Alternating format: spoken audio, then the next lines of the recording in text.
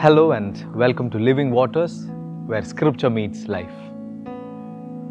This episode, we shall continue our study on the parables of Jesus Christ, and we'll look into the parable of the dishonest manager, also called the parable of the shrewd manager.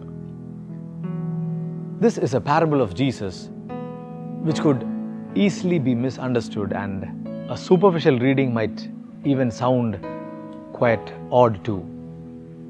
Here Jesus is narrating the story of a man whose job was to manage as a steward the possessions of a rich man.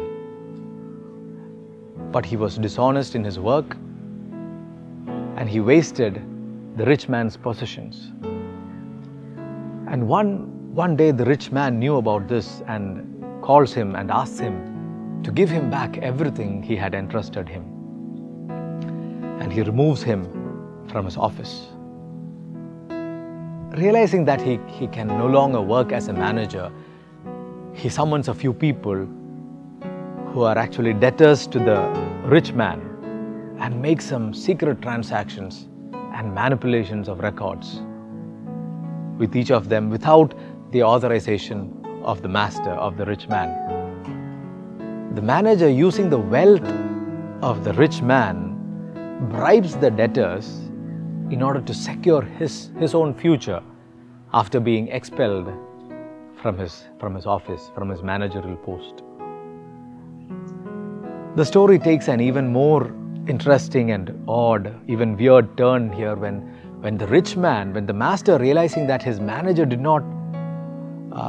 was not honest to him, even after expelling him, he goes and commends him in spite of his dishonesty. We see him commending his criminal genius, and this strongly suggests that even the master, the rich man, was cunning and shrewd and had a heart that somehow admired someone with a similar evil heart. Now, what is Christ trying to teach us through all of this, through the story? A story where all the characters are wicked people. We have a wicked master, a wicked manager, and a set of wicked people with whom the master and the manager is having their money dealings with. Is Christ commending the man's dishonesty through the parable? No, absolutely not.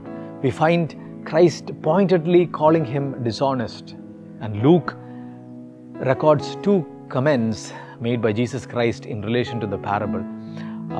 In verses 8 and 9, for the sons of this world are more shrewd in dealing with their own generation than the sons of the light. And verse 9 says, and I tell you, make friends for yourself by means of unrighteous wealth, so that when it fails, they may receive you into eternal dwellings. What is Jesus trying to teach us?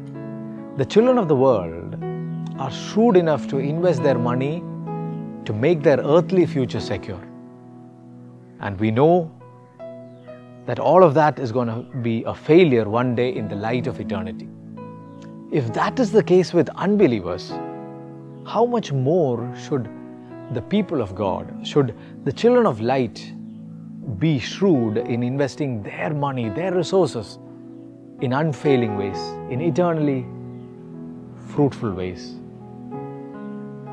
Jesus says, make friends for yourself by unrighteous mammon. Unrighteous mammon. The phrase unrighteous mammon was used as an idiom, says R.C. Sproul. It was used in those days simply to describe worldly goods. So the teaching here is to be shrewd in using our earthly resources, not for failing temporal earthly gains, but for reaping eternal benefits. Then Jesus goes on to say, he who is faithful in what is least is faithful also in much. If you and I are not faithful in handling the earthly goods, the earthly blessings, the earthly resources that God has entrusted upon us, should we expect God to give us the true riches of eternity? And finally, Jesus drives the point even further by saying no one can serve two masters. No one can serve God and money. Let us be shrewd enough to provide ourselves with money bags that do not grow old, but rather with treasures in heaven that do not fail, where no thief approaches and no moth destroys.